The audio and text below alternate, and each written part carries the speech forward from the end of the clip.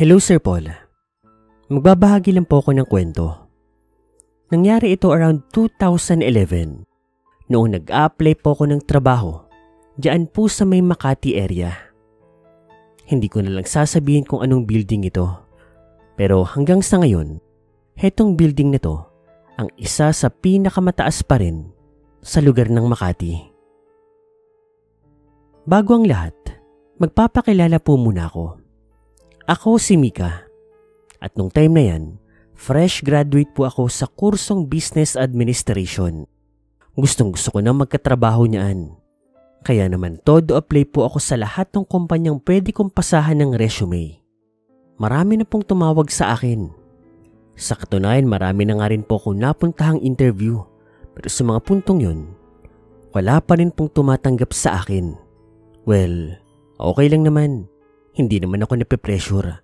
Alam ko namang baguhan lang ako at wala pa akong experience. Kaya matyaga lang po ako naghihintay noon. Hanggang sa heto na nga. Dumating yung puntong tinawagan na nga po ako ng isang kumpanya na nandoon po sa may Makati.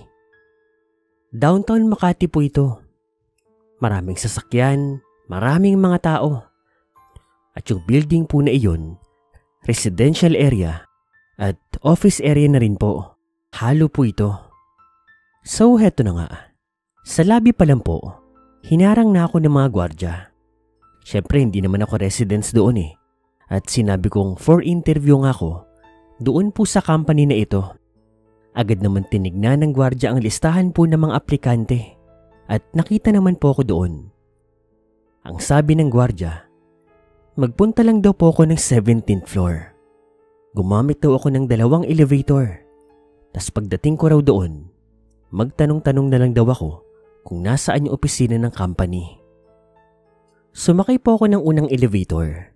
Hinatid ako nito hanggang sa 10th floor. At pagdating ko po sa may 10th floor, sumakay naman ako ng isang elevator pa. Paakyat naman po sa may 17th. Pagkadating ko po ng 14th floor, huminto po ang elevator. At doon, may pumasok po na isang babae. Parang aplikante nga rin nito eh. May mga dala kasing papeles, envelope at kung ano-ano pa. Pumasok lang po ito. Hindi siya pumindot ng button. Kaya ako naman, hinayaan ko lang.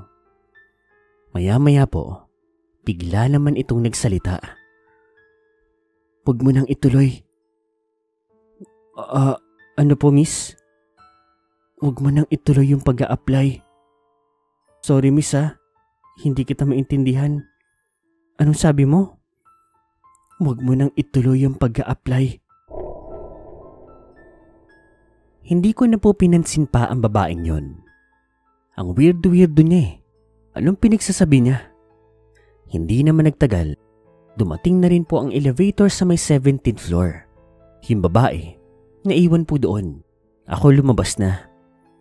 Pagdating ko po sa may hallway, napabalik pa ako ng tingin doon sa may elevator. At habang pasara po ang pintuan, nakita ko po ang babaeng nakatingin sa akin. Ginagalaw niya lang po ang kanyang mukha. Pakanan, pakaliwa.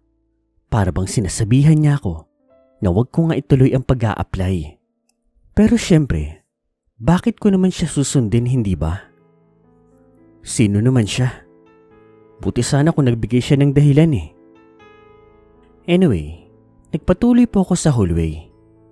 Nagtanong-tanong ako sa ilang mga taong nakasalubong ko doon at itinuro naman nila ako doon sa pinakadulong hallway. Nakita ko naman ang logo ng kumpanya, ang pangalan. Pumasok po ako. Inasikaso ko agad ako ng guard doon. Tapos, yung HR po nila, pinapasok din naman po ako. At sa totoo po niyan, napaka-pleasing po ng ambience ng lugar. Maya-maya, nagsimula na rin po ang interview. Isang supervisor po doon ang kumausap sa akin. Casual na interview. Kung anong normal, edi yun ang ginawa. Sa katunayan po, may mga kasabayan po ako noon. Gaya ko, mga babae din po sila. Mga fresh grad at mukhang mababait din. Agad-agad nga po, hiningan po ako ng requirements. Mabuti na lang, kompleto na po ako nun. SSS, Pag-ibig, PhilHealth, Police Clearance. Basta, lahat ng kailangan nila meron ako. Nandun na rin yung TOR ko, diploma ko. Basta complete package na po ko nun. Matapos po ang pangunang interview, pinagpahinga muna ako. Kasi meron pa raw second interview yun. Maya-maya, nagpunta po ako sa may CR nila. Umihi. Tapos habang nagre-retouch po ng makeup sa may salamin, bigla pong may lumabas sa isang cubicle. Tumabi po ito sa akin. Nabigla naman ako. Kasi siya yung babae na nasa may elevator. Yung sabi ng sabi sa akin na huwag kong ituloy yung pag-a-apply. Umuwi ka na. Umuwi ka na. Sa pagkakataon na yun, talagang napalayo ako sa kanya. Ang weirdo-weirdo niya. Bakit niya sinasabi yun? Umuwi ka na. Huwag mo ituloy. Huwag mo ituloy ang pag-a-apply. Miss, pwede ba? Layuan mo nga ako. Mag-a-apply ako kung gusto ko. Hindi. Huwag mong ituloy. Umalis ka na. Umalis ka na. Nakaramdam na ako ng takot sa kanya. Kinuha ko yung mga gamit ko kahit hindi pa ako tapos mag-retouch. Tapos umalis na ako sa banyong yun. Bumalik ako doon sa may HR. Mabuti na lang po. Maganda yung ambience doon sa loob ng HR. Hindi rin po nagtagal. Nagsimula na rin po yung second interview. Hetong second interview, yung boss na raw mismo yung mag-i-interview sa amin. Yung may-ari ng kumpanya. Yung kumpanya kasi na iyon, medyo bago-bago pa lang po. Hindi ko nasasabihin kung anong klaseng kumpanya, anong pangalan. Baka kasi malaman ninyo Mahirap na. At laking gulat ko dahil yung boss po pala na iyon, isang malaking personalidad. Kilala. Sikat. Hindi ko sasabihin kung saan po siyang larangan Bahala na kayo manghula. Basta, hindi po siya showbiz.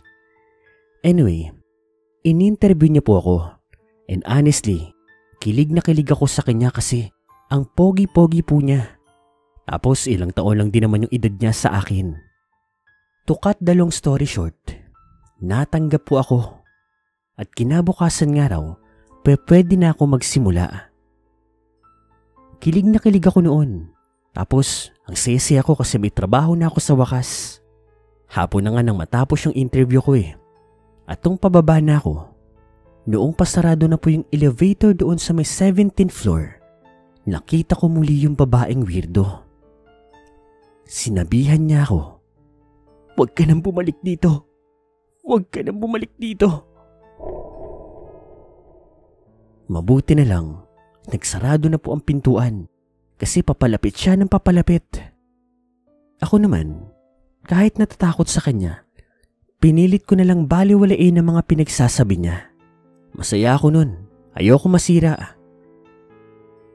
Pagka-uwi ko nga ng bahay, agad kong kinuwento sa mga magulang ko ang nangyari. Tuwang-tuwa sila kasi sa wakas, meron na nga akong trabaho at magsisimula na nga kinabukasan. Ngunit noong gabi po na iyon, sa pagtulog ko, kapag pinipikit ko po ang mga mata ko, nakikita ko po yung babae. Naririnig ko siya sa utak ko. Huwag na raw akong bumalik. Huwag na raw. Huwag ko raw ituloy. Hanggang sa hindi ko na nga namalayan, nakatulog na pala ako. Paggising ko po, nagulat na lang ako dahil pagtingin ko po sa orasan, 9:00 na po ng umaga. Babangon na sana ako dahil late na ako. Pero naramdaman ko po na masakit ang katawan ko. Ang sama ng pakiramdam ko. Nilalagnat ako. Nasa tabi ko rin po ang nanay at tatay ko. "Nay, may pasok po ako ngayon." "Anak, nilalagnat ka. Kinukumbulsyon ka kagabi." "Nay, hindi po. Kailangan ko pong pumasok. First day ko po." "Anak, yung kumpanya na. Papasukan mo sana." Bigla pong binuksan ni nanay ang telebisyon sa kwarto ko. At laking gulat ko na lamang.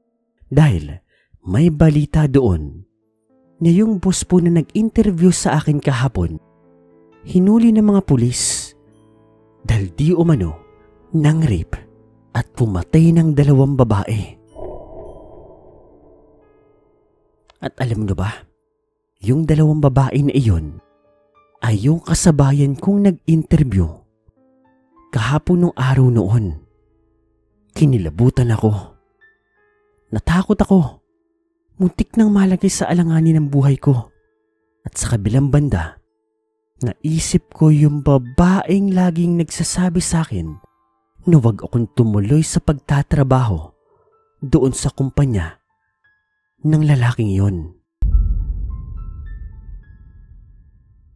Marahil, pinibigyan niya ako ng babala. Isa pa ang naisip ko noon. Baka isa siyang kaluluwa. Isang kaluluwa na nabiktima ng hayop na lalaking yon.